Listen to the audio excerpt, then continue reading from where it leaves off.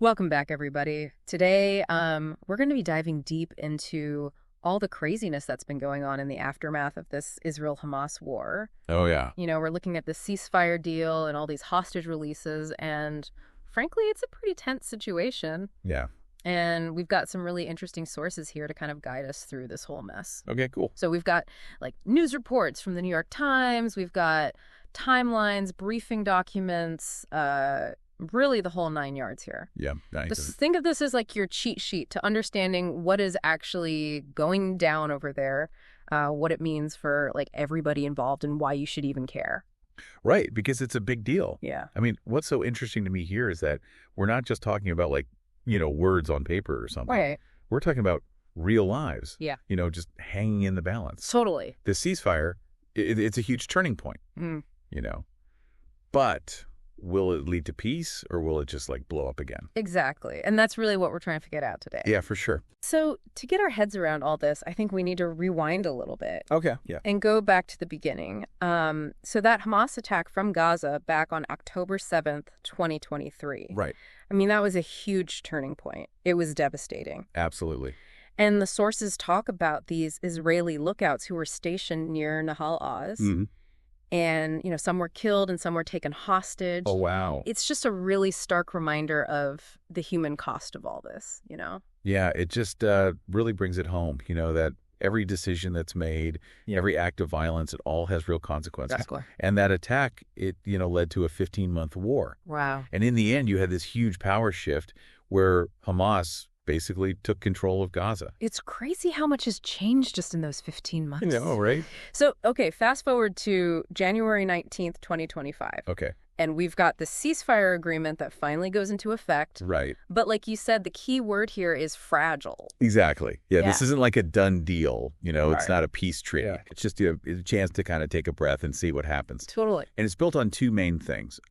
You've got the release of hostages that are being held by Hamas. Okay. And then you've got the release of prisoners by Israel. Gotcha.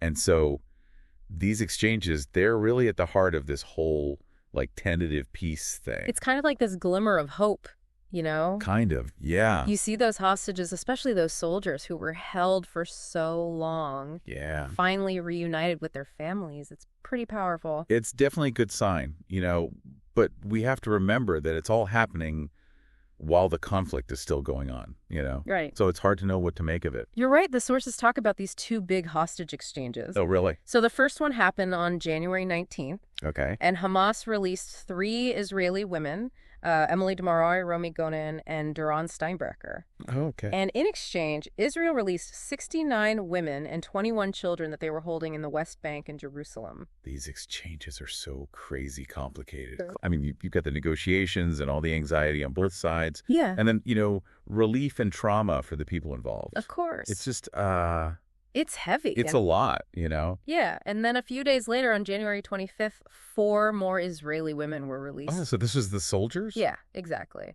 Yep. Karina Ariev, Daniella Gilboa, Naama Levy, and Liri Albag. Okay. They had been held captive for 477 days. That's awful. Yeah. And to get them back, Israel released 200 Palestinian prisoners. Wow. Including 121 who were serving life sentences. That's a big deal. It is. It really shows you just how high the stakes are in this whole conflict. Yeah, for sure. And just how deep this mistrust runs, Yeah, absolutely. Yeah. Because even these, steps towards peace, they're happening against a backdrop of violence. Right. It's still not over. It's wild, right? And that's actually what I find so troubling, because even though there's a ceasefire in Gaza, the conflict hasn't stopped completely. Our sources point to these continued Israeli military operations in the West Bank and East Jerusalem. Yeah. And tragically, that means more Palestinian deaths. Right. And that's where you really see just how fragile this ceasefire is. Totally. You have these hopeful moments with the hostage releases. Yeah. But then you also have this ongoing violence and suffering. Right. And it just creates this really volatile and uncertain environment. Yeah, there's this one quote from a New York Times article that really stuck with me. Oh, yeah. What is it? It talks about, Lebanese taking in the destruction in Aida al-Shab on Sunday caused by the Israeli air and ground offensive. Jeez. It just shows you that the conflict has spread way beyond Gaza. Yeah, it's not contained at all. And it's important to understand the different perspectives here, you know, Right. because Israel says these actions are necessary for their security, that they have to combat terrorism. But then Palestinians and a lot of international observers say that these actions are actually undermining the ceasefire and making things worse. Right. It just fuels more instability. Exactly. There's this New York Times headline that I think really captures the situation. Okay, what is it? Truce is tenuous as Israel is said to have killed 22. Oh, wow. I mean, talk about a reality check. Yeah, no kidding. And that same article also talks about how Israeli troops prevent Gazans from traveling north. Ah, so they're restricting movement. Exactly. And it just adds to this feeling that things are super tense. Yeah, like a pressure cooker. Exactly. Like nobody trusts anybody. And then there's this whole thing with UNRWA. Okay, UNRWA. Which is the UN agency that supports Palestinian refugees. Right. And they've been ordered to stop working in East Jerusalem within 6 days. Seriously? Yeah. Wow. I mean, that's going to have a huge impact on the humanitarian situation there. Totally. You know, a lot of Palestinians depend on UNRWA for, like, basic necessities. Right. And this is just going to make things so much worse. It's like for every step forward, we take 2 steps back. Exactly. And, you know, one of the things that really worries me is this power shift that's happened within Gaza. Oh, yeah, absolutely. I mean, the war that led to this ceasefire has basically resulted in Hamas taking control there. Right. And that brings up a whole new set of questions. Yeah, exactly. I mean, what does a Hamas-controlled Gaza actually mean for the whole region? Yeah, it's a big deal. It's not just about who's calling the shots. Right. It's about what it means for stability, for security, for the possibility of future conflict. Totally. I mean, Hamas is a really complicated group. Oh, for sure. They've got a history of both militancy and actually governing. Right. So to figure out what might happen next, we need to understand their ideology, their capabilities, and their relationships with all the other players in the region. Totally. This is a lot to unpack. Yeah, it is. So I think we need to take a quick break. And when we come back, we'll dive into what this Hamas power grab could mean for both Israelis and Palestinians. Sounds good. And we'll explore like the long-term consequences for the whole region. All right, let's do it. Okay, so we've got the ceasefire. It's super fragile, but it's something. Yeah. We've got these hostage exchanges, which, you know, give us a little bit of hope. But there's still violence happening, and now Hamas is running things in Gaza. Right. I mean, it's a lot to take in. It really is. What do you think about Hamas being in charge of Gaza? Like, what does that even mean for everybody? Well, it's a tough question. Yeah. And the sources we have, they give us some hints, but there aren't any easy answers. You know? On the one hand, Hamas, they've run Gaza before. Right. They provided, you know, social services and kept things relatively stable. Yeah. But a lot of countries consider them a terrorist organization. Yeah, that's true. And nobody really knows what they ultimately want to do about Israel. Yeah, that's what makes this whole situation so unnerving. I mean, their ideology is basically to get rid of Israel. Right. That doesn't exactly make you think, oh yeah, peace is right around the corner. It's a big obstacle to a lasting peace agreement, that's for sure. Totally. And even if Hamas says publicly that they're willing to compromise, there are still those hardliners within the group who would never go for it. It's like they're stuck. Totally. And on the Israeli side, you've got a government that sees Hamas as like this huge threat. Yeah. So they're not going to give up much either. Exactly. It's this clash of ideologies. Right. You've got this deep mistrust and this long history of violence. It's a recipe for disaster. It makes it really hard to see a way forward. You know? And this isn't just some local conflict either. No way. What happens in Gaza affects the whole world. Absolutely. The Israel-Palestine conflict, it's like this focal point in a region that's already super unstable. Right. So anything that happens there, it has ripple effects throughout the entire Middle East and even beyond. Totally. It's like a domino effect. Yeah, think of it like a really delicate ecosystem. Okay. You change one thing and the whole balance is thrown off. And the sources mention Hezbollah? Oh, yeah. That Lebanese militant group. Right. They've had their own issues with Israel. Exactly. So do you think this situation with Hamas could make them jump in? It's definitely impossible. Right. Hezbollah sees Israel as an enemy. Yeah. And they've supported Palestinian militant groups before. So if they think they need to protect their interests or if they see an opportunity, they might get involved. And then what about Egypt and Jordan? Oh, right. They've tried to mediate things in the past. They have. But can they really do anything now that Hamas is in charge? It's hard to say. Yeah. I mean, both countries want stability in the region. Of course. But their influence might be limited, Right. Egypt's got their own problems. Yeah, economic and political stuff. Exactly. And Jordan has this massive refugee crisis to deal with. It's like a puzzle where all the pieces are connected. Exactly. And if you move one, it messes everything up. Totally. But let's back up for a sec. Okay. Why should someone listening to this even care? Right. Good question. I mean, if this isn't happening in their backyard, why does it matter? Well, there are a few reasons why this conflict is important for everyone. Okay. First of all, it's a humanitarian crisis. Right. No matter what your political views are, people are dying. People are being displaced. Right. And there's suffering on both sides. It's awful. And that's something we can't ignore. Totally. And beyond the human cost, there's this whole geopolitical aspect that affects us all. The Middle East is a really important part of the world. Totally.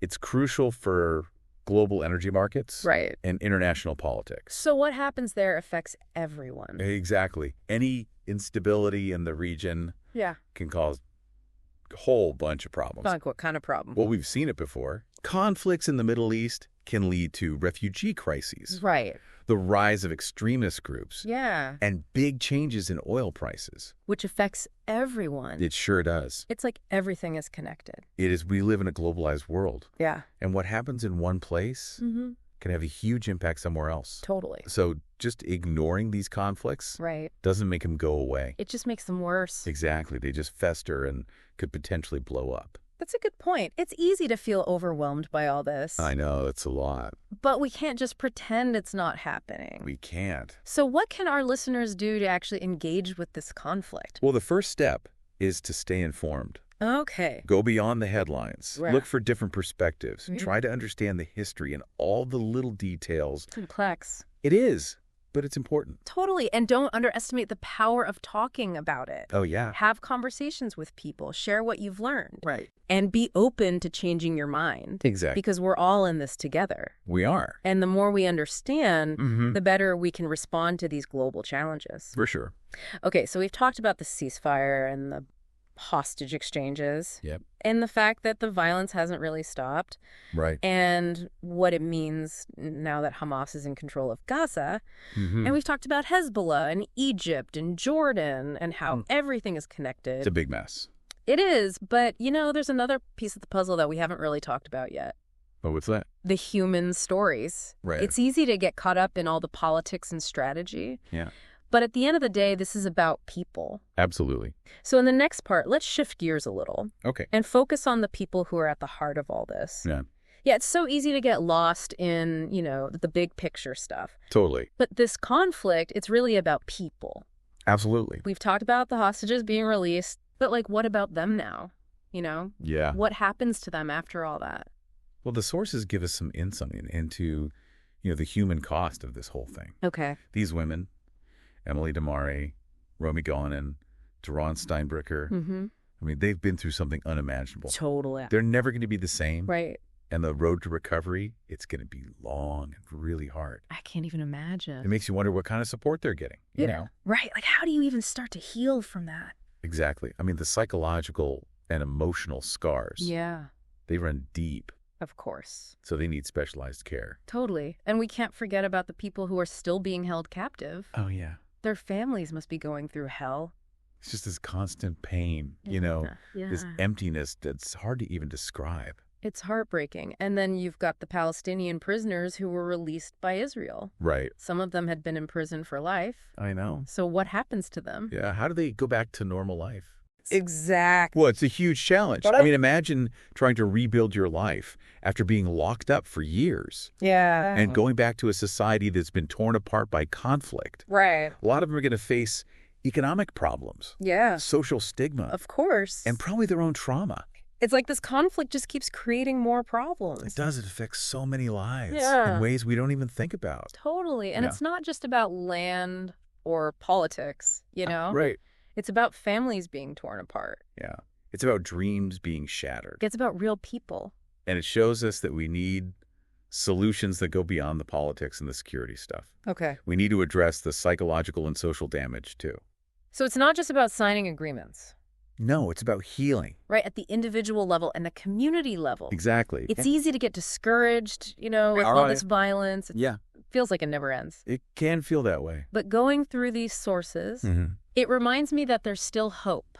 Oh, yeah. Even in the midst of all this darkness, Sure. there are these moments that show us that peace is possible.